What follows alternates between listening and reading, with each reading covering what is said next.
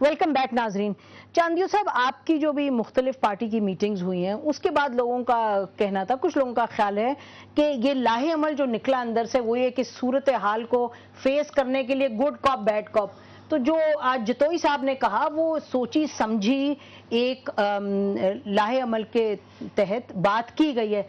تو اب چاہے وہ لاہے عمل کے تحت ہوئی ہے چاہے ایکسیڈنٹل ہوئی ہے، اس کے بعد کانفیڈنس بلڈنگ کی ضرورت ہوگی نا، چاہے چیف جسٹس کے ساتھ.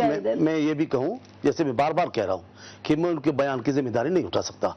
اگر ایک نے کہی ہے، لیکن جہاں تک میرا تعلق ہے یہ پارٹی کی پالیسی نہیں ہو سکتی کہ یہ لب و لہجہ جتوئی صاحب استعمال کریں. وہ ان کا کوئی ہو سکتا ہے، لیکن ان کو کوئی نوٹس ملے گا، کوئی سخت ایکشن لیا جائے گا. اب نوٹس کا مجھے نہیں پتا کہ کیا دیں گے، لیکن میں ایک بات کہہ رہا ہوں کہ ایک آدمی اگر ایسا ہے جس کی یہ گفتگو ہے تو آپ جو کہتے ہیں نارمل حالتوں کو بنانے کے لیے، پھر ایسے بھی کہیے. ہمارے وزیر اعظم ہیں، ہمارے بہت سارے لیڈر ہیں، خود ہمارے صدر صاحب جو کوششیں کرتے ہیں، بات ناراض بھی ہو جائے تو دیر نہیں کرتے رابطے کرنے میں، باتیں کرنے میں. سیاست میں دروازے بند تو نہیں ہوگے، بات چیت تو جاری رہے گی.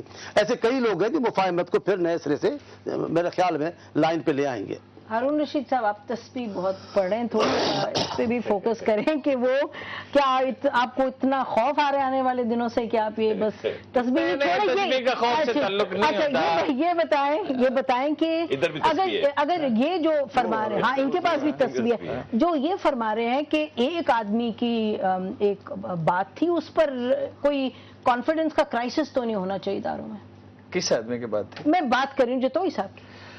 نہیں دیکھیے، گزارے یہ ہے نا، دیکھیے حکومت کیا چیز ہے. حکومت نہایت تحمل کے ساتھ ترجیحات طے کرنے کا نام ہے. لوگوں کو کیا چاہیے؟ حکومت سے انصاف چاہیے، امن و امان چاہیے، ٹیکس کلیکشن چاہیے. حکومت کا یہ بنیادی کام ہے، باقی جزیات ہیں، باقی تفصیلات ہیں. جب آپ ایک ایسی ٹیم نہیں بنا سکتے جو ڈھنگ سے حکومت کر سکے اور صحیح ترجیحات طے کر سکے اور لوگوں کو تحفظ دے سکے اور روزگار دے سکے اور مہنگائی روک سکے، تو بے چینی پیدا ہوتی ہے. باقی سب تفصیلات ہیں اس کی.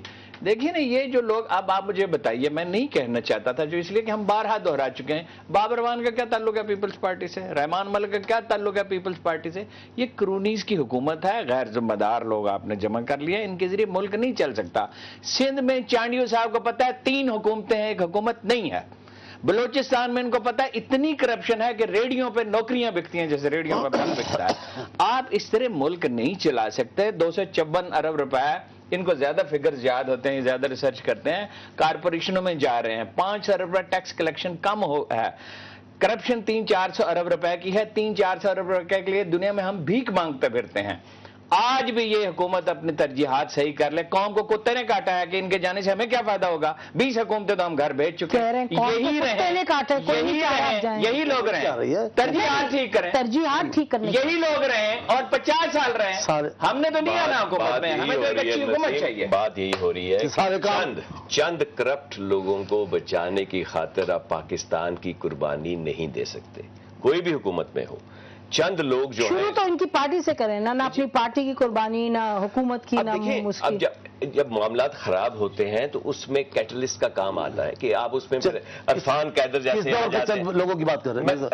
میں آپ کو پتا نہیں کن کی بات آپ کی حکومت کی بات. ہماری حکومت تو بری صحیح، ہم تو گناہ ابھی کی بات نکال کے تو بات بتا دیا آپ نے، ٹھیک ہے نا. میں آپ سے یہ عرض کر رہا ہوں کہ جب ایک کام خراب ہوتا ہے تو اس کے اوپر جا کے عرفان قیدر جیسا کیس آ جائے، نوید خواجہ جیسا کیس آ جاتا ہے تو پرابلم آپ کی مزید بڑھتی جاتی ہے. خدا را ان کو مانیے، ان کو ٹھیک کیجیے. اب آپ کی جو ہے تشریح کرنا ہے کہ بھی ایک چیز ہے آرٹیکل 248 کی. اب میں مثال دیتا ہوں کہ 248 ساری دنیا جانتی ہے کہ قانون بنانا جو ہے وہ کام کس کا؟ پارلیمنٹ کا کام ہے. اس کی تشریح کرنا جو ہے وہ کورٹس کا کام ہے. کس نے کہنا ہے کہ آرٹیکل 248 جو ہے اپلیکیبل ہے یا نہیں؟ یہ تو کورٹ نے کہنا ہے جا کے. ہماری ہمارے ہاں ایک اور میں بات بتاتا چلو آپ کو. ان کے فائدے میں جو بات ہوگی وہ مانیں گے.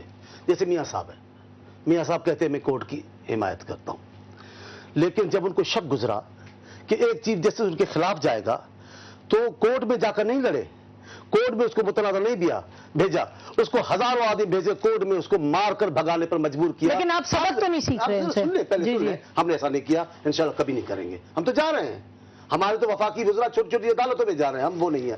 लेकिन उनको भागने में मजबूर किया। मैं पूछता हूं, क्या वो सुप्रीम कोर्ट का जस्टिस नहीं था? क्या उसको कोई इलाकाई तल्लुक को जुर्म था? कोई इसका एहतराम में कमी आई थी? तब उसके उस वक्त के सदर ने नहीं बुलाया उसकी इमदाद के लिए, क्यों इदारों को नहीं बुलाया? नंबर 2, जब ये सारे गुनाह से तो आप मैडम सुन तो लेने, देखें तजिया जब करेंगी तो आप जरूर कुछ तो 1 साल की तो बात बताएंगी ना। मैं तो तजिया निगारों को सुनता हूँ पुरानी बात है जी। 25,000 साल का वाकया बताकर प्रोग्राम शुरू करते हैं। मैडम आप सुनेंगे सही ना?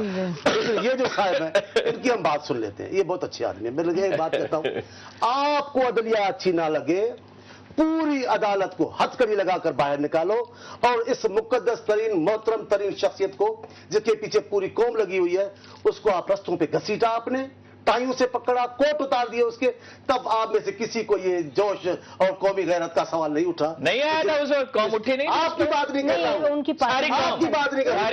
ये कौमी नहीं थे, गुजरात कौमी नहीं थे। और हाल क्या हुआ, हमारा हाल क्या वो भी पता है असल बात ये है, वो तो अल्लाह, अभी मैं तो कहता हूँ यहाँ कौमी अगर रवायत सीखे, हमसे सीख ले। जब यहाँ कौमी रवायात और जमहूरी रवायत जड़ पकड़ेंगी ना, तो हमसे भी अच्छा होगा। लेकिन आप और वो जो मियाँ वाली वाले वजीर थे आपके, ऐसे लोग फिर सियासत भी नहीं कर सके। मुशर्रफ की सियासत नहीं कर सके इस मुल्क में। अभी जमहूरी रिवायत ने बुनियाद नहीं पड़ा। मैं कहता हूँ हमसे गलतियां हो रही हैं, खुदा न खास्ता ऐसी बात हमसे नहीं होगी अदलिया के मामले में। गलतफहमियां पैदा हो गई हैं, लेकिन अब आप मान रहे हैं कि सारी कहानी तजिया निगारों की नहीं है। आप मान रहे हैं इन्होंने कहा नहीं, मैंने ऐसा नहीं कहा। मैंने कहा जब हारून रशीद साहब ने कहा कि सतश, तो आपने कहा ये तजिया कहां से लाए, तब मैंने कहा कि बाहर के तजिए भी निगार भी ले आए। आपके प्रोग्राम में बलोचिस्तान का तजिया निगार ले आए, सिंध का तजिया, मैंने यूं कहा है, ये नहीं कहा। नहीं, वो जो बात कर रहे थे वो हमारे चैनल में किया था। देखिए फिगर आया था और हमारे चैनल ने उसको दिखाया, क्योंकि उस वक्त सैलाब आया था और लोग बहुत ही मुंतशिर थे, नाराज थे। तो एक पर्टिकुलर माहौल में एक जरूर इस्लाह करने वाले लोगों का ये अंदाज नहीं होता।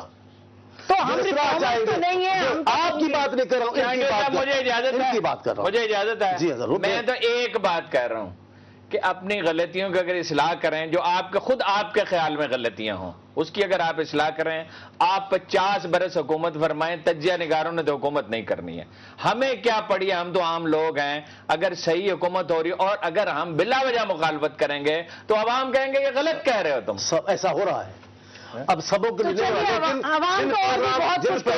प्रोग्राम के हाल भाई, जिन प्रोग्राम की मकबूलियत यूं थी ना, अब उनको लोग कई प्रोग्रामों को नहीं देख रहे हैं, अब उन्होंने तब्दील कर दिया। लेकिन आप प्रोग्रामों पे गौर न करें, आप परफॉर्मेंस पे गौर करें तो आपका ऊपर ग्राफ जाएगा। इशू ये कौम के लिए हम आजकल इसके हालात में मीडिया इतनी अल्हम्दुलिल्लाह हमारी आजाद और तरक्की कर चुकी है, इसकी बड़ी अहमियत है, इसको फरामोश नहीं किया जा सकता। लेकिन आप परफॉर्मेंस अच्छी करेंगे तो मीडिया उसकी काफी करेगा।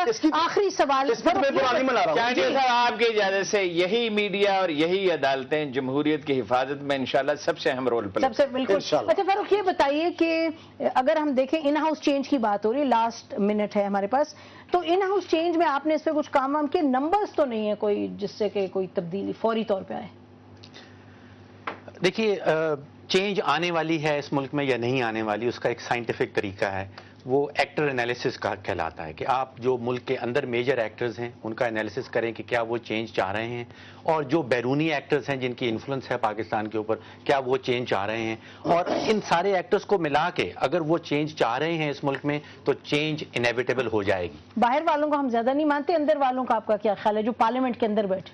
देखिए, इस वक्त नंबर्स गेम ऐसी है कि जो लोग ये कहते हैं कि चेंज अगर लाना चाहते हैं तो वो पार्लियामेंट के अंदर से लाएं, तो वो असल में ये कह रहे हैं कि चेंज नहीं लानी चाहिए, क्योंकि पार्लियामेंट के अंदर से इस वक्त चेंज नहीं आ सकता। बहुत शुक्रिया आप लोगों का प्रोग्राम में आने का। नाजरीन, ये बात क्लियर है कि कोई सनसनीखेज तब्दीली नहीं आने वाली, और हालांकि ये कहा जरूर जा रहा है -1 -3 फॉर्मूला, लेकिन बज़ाहिर लग नहीं रहा कि कानूनी तौर पे या आईनी तौर पे हुकूमत को घर भेजा जाएगा और ना कि मार्शल लॉ है। लेकिन एक बात बहुत क्लियर है कि हुकूमत को अपनी कारकर्दगी को, अपनी तरजीहात को आने वाले दिनों में सही करना होगा, क्योंकि लोग यकीनन हुकूमत से नाखुश हैं, उसकी कारकर्दगी से, और जो सामने क्राइसिस है, जो चैलेंजेस हैं اس کا سامنا حکومت کو زیادہ افیکٹولی کرنا پڑے گا۔ آج جو حکومت کے منسٹر جتوئی صاحب نے وہ ایک بہت ارریسپانسبل غیر ذمہ دارانہ سٹیٹمنٹ دی، اس کے نتیجے میں اچھی بات ہے کہ ان کو پرائم منسٹر نے بلایا ہے، ان کی پوچھ گچھ ہوگی اور کچھ لوگوں کا کہنا ہے کہ ان کے خلاف شاید کوئی ایکشن بھی لیا جائے۔ اسی پر آج کا پروگرام ختم کرتے ہیں۔ بہت شکریہ، خدا حافظ، پاکستان زندہ باد۔